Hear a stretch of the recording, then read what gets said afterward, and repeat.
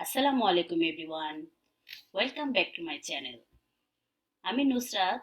আজকে আপনাদের সাথে শেয়ার করব বাঙালিদের একটি জনপ্রিয় খাবার। এমন কোনো বাঙালি নেই যে এই খাবারটি পছন্দ করেন না।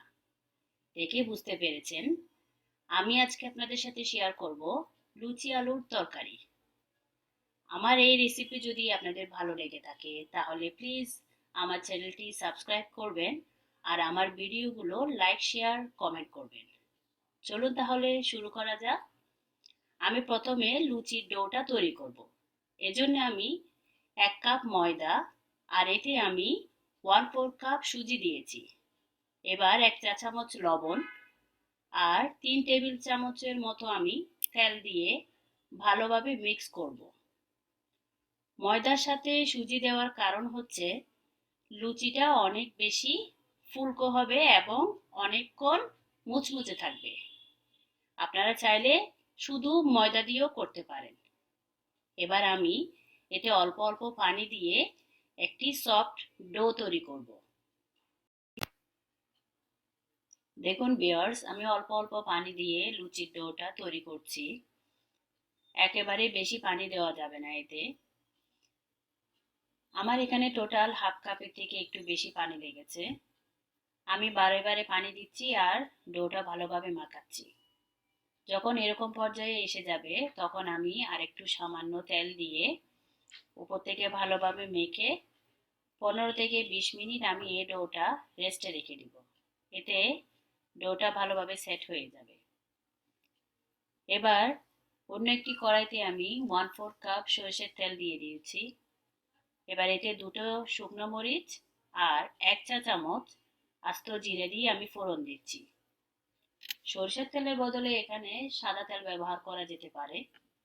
এবার কিছুক্ষণ নাড়াচাড়া করে এতে আমি 2 টেবিল চামচ পেঁয়াজ বাটা, 1 চা চামচ রসুন বাটা আর 1 চা চামচ আদা বাটা দিয়ে ভালোভাবে কিছুক্ষণ ভেজে নিব।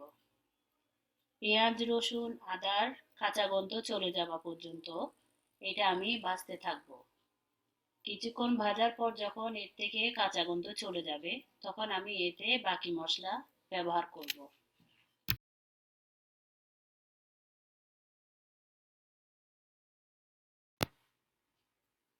এবার এতে আমি হাফ চা চামচ হলুদের গুঁড়া, 1 চা চামচ জিরার গুঁড়া, 1 চা চামচ ধনের গুঁড়া আর 1 চা চামচ মরিচের গুঁড়া, হাফ চা চামচ গরম মশলার গুঁড়া।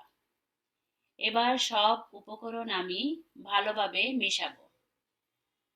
মেশানোর সুবিধার্থে আমি এখানে কিছুটা পানি দিব যাতে করে মশলাটা ভালোভাবে কষানো যায়। আমি এখানে মশলাগুলো ততক্ষণ পর্যন্ত ভাজবো যতক্ষণ পর্যন্ত না এর থেকে কাঁচা গন্ধ চলে যায়। আসলে মশলার স্বাদের উপরে ডিপেন্ড করে রান্নাটা ঠিক কেমন হবে। এবার এতে আমি একটা মিডিয়াম সাইজের টমেটো ব্লেন্ড করে এতে দিয়ে দিব। আপনারা চাইলে টমেটো গ্রেট করে দিতে পারেন। এবার ওই ব্লেন্ডারের জারে আমি কিছুটা পানি দিয়ে ধুয়ে ওই পানিটুকু দিয়ে দিলাম। এবার আবার ভালোভাবে মেশাবো। এবার এতে আমি 2 চা চামচ লবণ দিব। লবণটা আপনারা আপনাদের স্বাদ অনুযায়ী কম বা বেশি অ্যাডজাস্ট করে নেবেন। লবণ দেওয়ার পর আবারও আমি মশলাটা ভালোভাবে কষাতে থাকব। মশলাটা যত বেশি কষাবেন তত বেশি ভালো হবে।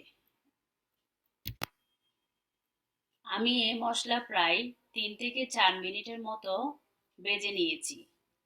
দেখুন ভিউয়ার্স, টমেটোর পানি একদম যখন এভাবে শুকিয়ে আসবে তখনই বুঝতে হবে মশলাটা ভালোভাবে ভাজা হয়েছে।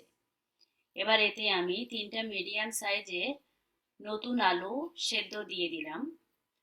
এখন বাজারে প্রচুর নতুন আলু পাওয়া যায়, আমি আজকে নতুন আলু দিয়ে করছি। এটা পুরাতন আলু দিয়ে করলেও কিন্তু খেতে দারুণ লাগে। এবার আমি এতে 1 কাপ মটরশুঁটি দিয়ে দিব। মটরশুঁটি যদি আপনাদের হাতের কাছে থাকে তাহলে দিবেন, না হলে মটরশুঁটি ছাড়াই করবেন। এবার মটরশুঁটির সাথে আলু ভালোভাবে আমি মিক্স করব। এবার এতে আমি 2 কাপের মতো পানি দিয়ে দিব। 2 কাপ পানি এটুকুই যথেষ্ট। আপনারা যদি আরেকটু পাতলা পছন্দ করেন তাহলে পানির পরিমাণটা আরেকটু বাড়িয়ে দিবেন। এবার আমি ঢাকনা দিয়ে একটু পর পরেই আমি চেক করব কি পর্যায়ে আছে রান্নাটা। আমি একটু পর পরে ঢাকনা খুলে খুলে রান্নাটা চেক করে নিচ্ছি। এটা কি পর্যায়ে আছে এটা কিন্তু দেখতে হবে। আবারও আমি ঢাকনা খুলে এটা নেড়ে দিব। আর আলুগুলো ভেঙে ভেঙে দিব। যেগুলো একটু বড় বড় আলু আছে সেগুলো ভেঙে ভেঙে একটু ছোট ছোট করে দিব।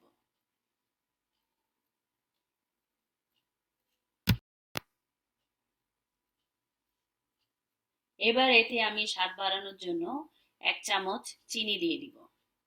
আর 2 চামচের মতো ঘি দিয়ে দিব।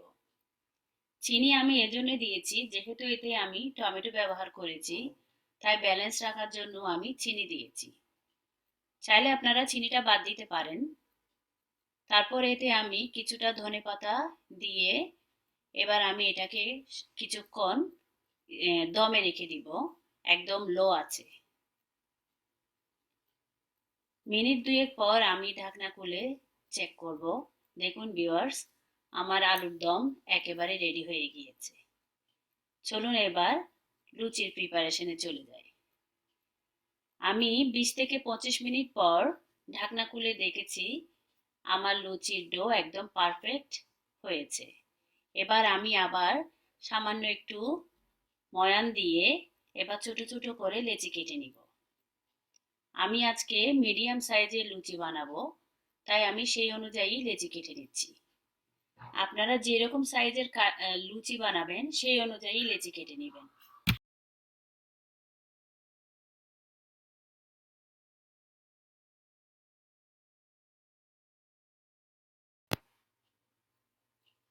এবার একটি বোর্ডে আমি একটি লেচি নিয়ে ভালোভাবে চেপে সামান্য একটু তেল দিয়ে বেলে নিব। ভিউয়ার্স, আপনাদের যদি তেল দিয়ে বেলতে সুবিধা না হয় তাহলে আপনারা ময়দা দিয়ে বেলতে পারেন। এটা সম্পূর্ণ নিজের উপর। তবে যারা নতুন রাঁধুনি তাদের আমি বলবো আপনারা ময়দা দিয়ে লুচি বেলবেন, কারণ তেল দিয়ে অনেকে বেলতে পারে না।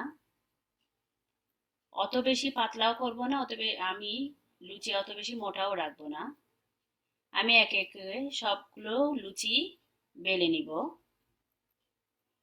ওদিকে আমি তেল গরম করতে দিয়েছি।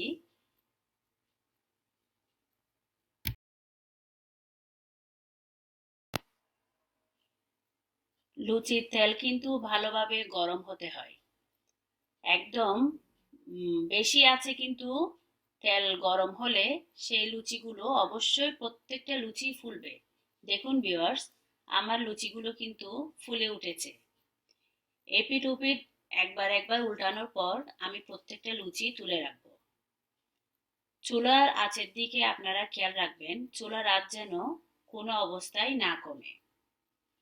তেলটা পারফেক্ট গরম হলে প্রত্যেকটা লুচি কিন্তু ফুলবে।